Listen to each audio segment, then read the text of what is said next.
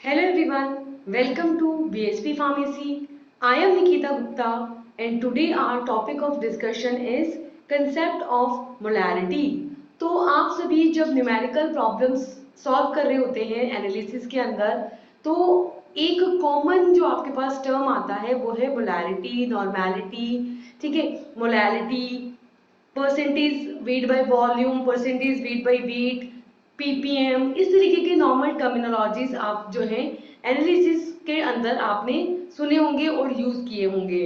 ये टर्म्स को समझना और इनको यूज करना यहाँ पर काफी ज्यादा इंपॉर्टेंट होता है, ठीक है। ये आपके थ्योरेटिकल पर्पज से भी इंपॉर्टेंट है as well as practical purpose से भी इंपॉर्टेंट है, क्योंकि जब आप सोल्यूशन फॉर्म करते हैं, स्टैंडर्डाइजेशन करते हैं, तब आपको एक पर्टिकुलर नॉर्मेलिटी का, मोलारिटी का सोल्यूशन बनाना रहता है।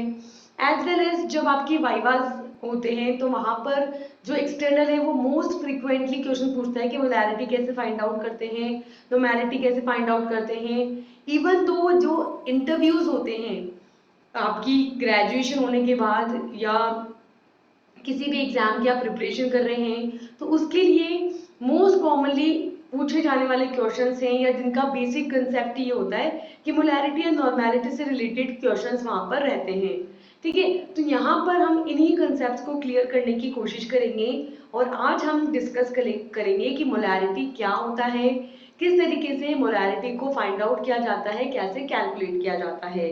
तो स्टार्ट करते हैं हमारा आज का सेशन अबाउट द मोलैरिटी, ठीक है। तो सबसे पहले ये समझो कि मोलैरिटी होता क्या है। तो molarity is defined as total number of moles of solute, ध्यान रखेंगे सोल्यूट के मोल्स इन पर लीटर ऑफ सोल्यूशन, कि 1 लीटर जो सोल्यूशन रहेगा आपका, उस 1 लीटर सोल्यूशन के अंदर जो सोल्यूट है उस सोल्यूट के मोल्स के नंबर को क्या बोला जाता है, यहाँ पर मोलैरिटी बोला जाता है, ठीक है। अब एक चीज समझो कि कोई भी सोल्यूशन है ना तो वो दो चीजों से मिलकर बना है। सोल्यूशन किस किस से मिलकर बना है, एक दो चीजों से मिलकर बना है। एक तो है आपका सोल्यूट और एक है आपका सॉल्वेंट, ठीक है। सोल्यूट और सॉल्वेंट, सोल्यूट जो कि कम अमाउंट में होता है और सॉल्वेंट जो कि ज्यादा अमाउंट में होता है। सोल्यूट जो कि सॉल्वेंट में घुला रहता है, तो जो घुला रहता है वो है सोल्यूट और जिसमें घुला रहता है वो होता है आपका सॉल्वेंट। और ये सॉल्यूट और सॉल्वेंट मिलकर के क्या बनाते हैं, हमारा सोल्यूशन बनाते हैं, ठीक है। अब यहाँ पर जो सोल्यूशन है उस कंप्लीट सोल्यूशन का वॉल्यूम लिया जाएगा, जबकि जो मोल्स होंगे वो सिर्फ किसके होंगे, सोल्यूट के मोल्स होंगे, ठीक है। तो यहाँ पर सोल्यूट के मोल्स को सोल्यूशन के वॉल्यूम से डिवाइड करके हमें क्या मिलेगी, मोलैरिटी मिलेगी। और इस मोलैरिटी को कैपिटल एम से रिप्रेजेंट किया जाता है, ठीक है। अब यहाँ पर जब हम इसकी कैलकुलेशंस करते हैं ना तो इसको थोड़ा सा सिंप्लीफाई करते हैं, क्योंकि हमने बोला कि मोलैरिटी का क्या मतलब है, मोलैरिटी का मतलब है number of moles of solute, ठीक है। तो हमको दो चीजें चाहिए, एक तो क्या चाहिए हमको, सोल्यूट के मोल, ठीक है, इसके तो क्या चाहिए, मोल्स, ठीक है। और मोल क्या होते हैं, मोल आपको पता है, मोल का मतलब होता है जो सोल्यूट है उसका वेट किसके अंदर, ग्राम्स के अंदर, डिवाइडेड बाय उसका मॉलिक्यूलर वेट। जो भी सब्सटेंस है उसका अगर आपको उसके मोल्स निकालने हैं तो मोल्स निकालने के लिए क्या करोगे कि जितना भी वेट आपने होगा उसको उसके मॉलिक्यूलर वेट के साथ डिवाइड कर देंगे, तो आपको क्या मिल जाएंगे, उस सॉल्यूट के मोल्स मिल जाएंगे, ठीक है। तो यहाँ पर मोल्स की जगह हम क्या लिखेंगे, weight in grams divided by molecular weight, ठीक है। और मोस्ट ऑफ द केसेस में अगर आपके पास सोल्यूशन लीटर में है तो एज इट इज यहाँ पे लीटर में सोल्यूशन लिख दीजिए, और अगर लीटर में नहीं है आपके पास एमएल में है तो उसको हम लीटर में कन्वर्ट करेंगे। आपको पता है कि 1 लीटर में कितने एमएल होते हैं, एक 1 litre is equal to 1000 ML होता है, ठीक है। तो यहाँ पे अगर आपके पास सोल्यूशन एमएल में है तो यहाँ पर आपके पास क्या पता चल रहा है कि 1 ml is equal to 1 litre divided by 1000 हो गया, ये 1000 जो है यहाँ नीचे आ गया। तो आप अपना ml में सोल्यूशन जब भी रखेंगे तो यहाँ पर सोल्यूशन ml में रखते हैं, यहाँ पर 1000 से मल्टीप्लाई करना रहेगा। तो इस तरीके से आपके पास एक न्यू फॉर्मूला आता है, weight in gram multiply with 1000 divided by molecular weight multiply with the volume of solution in ml, ठीक है। तो इससे भी आप अपने मोलैरिटी को फाइंड आउट कर सकते हैं, ठीक है। अब इसको मैं एक न्यूमेरिकली आपको एक्सप्लेन करती हूँ कि जैसे मान लो अगर आपके पास क्वेश्चन है कि a solution is prepared by bubbling 1.56 grams of hydrochloric acid. Hydrochloric acid क्या होता है? HCl in a water. Here the volume of solution is 26.8 ml. Then calculate the molarity of solution. सबसे पहले आपको क्वेश्चन पढ़ना होता है। क्वेश्चन पढ़ के ये देखना होता है, जब भी न्यूमेरिकल सॉल्व करो तो सबसे पहले क्वेश्चन को पढ़ के देखो कि उसने आपको क्या क्या इन्फॉर्मेशन दी है और वो आपसे क्या पूछना चाहता है। ठीक है, फिर हम ये अरेंज करके देखते हैं कि क्या जो हमसे पूछा गया है उससे रिलेटेड सारी चीजें हमारे को यहाँ पे मिल गई है या हमें कुछ और चीजों को कैलकुलेट करने की जरूरत पड़ेगी।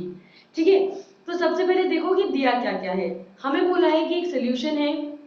ठीक है, वो सोल्यूशन किसका है? हाइड्रोक्लोरिक एसिड का, यानी कि HCl का। पहली बात ये पता चल गई कि HCl का सोल्यूशन है और कितने ग्राम का है? 1.56 ग्राम का। यानी कि यहाँ पर जो हाइड्रोक्लोरिक एसिड है उसका कितने ग्राम लिया है? 1.56 ग्राम यहाँ पर लिया है। और कितने ml में लिया है? ये लिया है 26.8 ml के अंदर। ठीक है, तो अब अपन से क्या पूछा है? सोल्यूशन की मोलैरिटी। ठीक है, मोलैरिटी पूछा है तो मोलैरिटी के लिए अपने को क्या क्या चाहिए? अपने को चाहिए जो भी सॉल्यूट है उसके मोल्स और उसको डिवाइड करेंगे सोल्यूशन के वॉल्यूम से। ठीक है, यहाँ पे सोल्यूशन का वॉल्यूम किस में है? ml में। तो कौन सा वाला फॉर्मूला यूज करेंगे? सेकंड वाला। ठीक है, सेकंड वाले फॉर्मूले के अंदर क्या किया था? ml में सोल्यूशन लिया था, तो ये सोल्यूशन ml में यहाँ से रख देंगे। ठीक है, और क्या चाहिए हमें? वेट चाहिए सॉल्यूट का। सॉल्यूट का वेट दे रखा है 1, तो यहाँ पर सोल्यूट का वेट लिख लिया 1.56। और क्या बोला है? और क्या चाहिए हम इसके लिए? जो भी सोल्यूट है उसका मॉलिक्यूलर वेट चाहिए। तो सोल्यूट क्या है? HCl। HCl का मॉलिक्यूलर वेट निकालेंगे तो HCl के अंदर कौन कौन से मॉलिक्यूल, जो मॉलिक्यूल है आपका वो किससे मिलकर बना है? H प्लस और Cl माइनस से। H प्लस का वेट कितना है? 1। Cl माइनस का कितना है? 35.5। Cl कितने हैं? 1। हाइड्रोजन कितने हैं? 1। और दोनों को जोड़ दो 1:1 1। 35.5 35.5 दोनों को ऐड किया कितना आया? 36.5। तो HCl का मॉलिक्यूलर वेट कितना आ गया? 36.5। वैसे आप वाटर का भी निकाल सकते हो लेकिन हमारे को यहाँ पर नीड नहीं है इसलिए नहीं निकाला। अगर यहीं पर हमसे मोलैरिटी पूछ लेता, ये तो मोलैरिटी पूछा है, अगर मोलैरिटी पूछता तो हम यहाँ पर वाटर का भी निकालते। ठीक है, क्योंकि वहां पर सोल्यूशन की वॉल्यूम की जगह आता है सोल्यूशन का वेट, तो वहां पर वेट रखना रहता है इसलिए टोटल वेट रखते। ठीक है, तो वहां पर हमको शायद निकालने की जरूरत पड़ सकती थी लेकिन यहाँ पर नहीं होगी। ठीक है, तो हमारे पास आ गया, तीनों चीजें आ गई हमारे पास। हमारे को क्या क्या चाहिए यहाँ पर? पहली चीज चाहिए जो भी सोल्यूट है उसका वेट। ठीक है, उसका वेट पता चल गया, वो कितना है हमारे पास? 1.56। ठीक है, उसका मॉलिक्यूलर वेट चाहिए, वो पता चल गया 36.5। इन दोनों को यूज करके तो क्या निकाल लेंगे? मोल्स। और दूसरी चीज क्या चाहिए? सोल्यूशन का वॉल्यूम, किसके अंदर? या तो लीटर्स के अंदर या फिर सेकेंड वाले फॉर्मूला को यूज कर सकते हैं। तो यहाँ पर ml में दिया है, इसको आप लीटर में कन्वर्ट कर लेंगे। ठीक है, तो पहली चीज तो निकालेंगे मोल्स। मोल्स निकालने के लिए gram in weight divided by molecular weight. Gram in weight कितना है? 1.56 डिवाइडेड बाय मॉलिक्यूलर वेट कितना है? 36.5। 1.56 को जब 36.5 से डिवाइड करेंगे तो क्या आएगा हमारे पास? 4.27 इंटू 10⁻⁻², या फिर आप ऐसे लिख सकते हो 0.00427। सॉरी, इसको एक जीरो कम आएगा, 0.0427। फिर यहाँ पर पॉइंट को अगर हम 2 डिजिट शिफ्ट करेंगे इस वजह से 10⁻², या हम इसको लिख सकते हैं 4.27 इंटू 10⁻², ऐसे लिख दो, या फिर लिख सकते हो 0.0427। ठीक है, फिर यहाँ पर सोल्यूशन जो दे रखा है उसका ml में है 26.8 इन ml। इसको लीटर में कन्वर्ट करने के लिए 1000 से डिवाइड करो तो क्या लिख सकते हैं? इसको लिख सकते हैं 26.8 इंटू 10⁻³ एक पॉइंट को शिफ्ट करेंगे 2.68 इंटू 10⁻²। इस -2 को इसको ऐसे लिख सकते हैं ना 10⁻² और 10⁻1, यानी कि एक 10 को अगर हम यहाँ से इधर शिफ्ट करेंगे तो यहाँ पे आ जाएगा 2.68। ठीक है, तो इस तरीके से ये आ गया आपके पास लीटर में। तो फॉर्मूला क्या है हमारे पास? फॉर्मूला है हमारे पास molarity is equals to number of moles divided by volume of solution. Number of moles हमने फाइंड आउट किए हैं 4.27 इंटू 10 की पावर -2, और हमारे सोल्यूशन का वॉल्यूम कितना है 2.68 इंटू 10 की पावर -2। -2 से -2 कैंसिल हो गया, फिर 4.27 को डिवाइड करेंगे 2.68 से।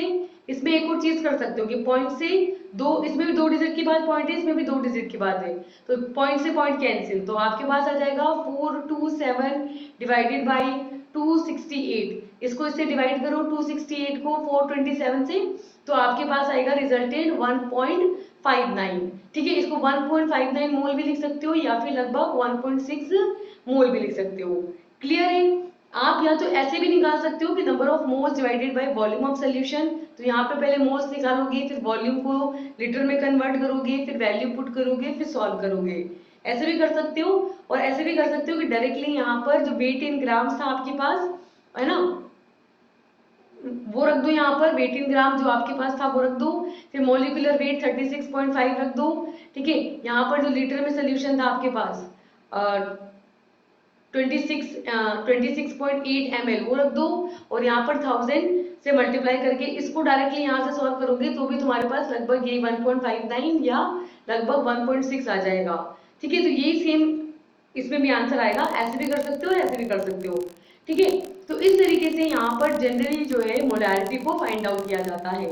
अब इसमें ना एक और चीज है ध्यान देने वाली, जो अगर आपने दी हो तो आपको पता चलेगा कि यहाँ पे क्या है ना, एक और चीज है कि weight in gram divided by volume of solution आपको दिखाई दे रहा होगा। इसको देख करके आपको क्या दिख रहा है? इसको देख करके दिख रही है डेंसिटी। डेंसिटी क्या होता है? डेंसिटी होता है मास अपॉन वॉल्यूम। तो यहाँ पे ये सॉल्यूट का मास डिवाइडेड बाय सोल्यूशन का वॉल्यूम। ठीक है, तो ये क्या होगा इसकी डेंसिटी। तो इसी को आप ऐसे भी लिख सकते हो कि density multiply with 1000 divided by molecular wait. तो अगर इन केस आपको डेंसिटी की टर्म्स दी हुई हो तो आप वहां पर क्या कर सकते हैं, डेंसिटी की टर्म्स में भी मोलैरिटी को फाइंड आउट कर सकते हैं। तो इस तरीके से अलग अलग तरीकों से जो है आप क्या कर सकते हो, मोलैरिटी को फाइंड आउट कर सकते हो। होपफुली आपको मोलैरिटी का कंसेप्ट क्लियर होगा। So thank you for this session. You can also join our course for more such information like this. Thank you.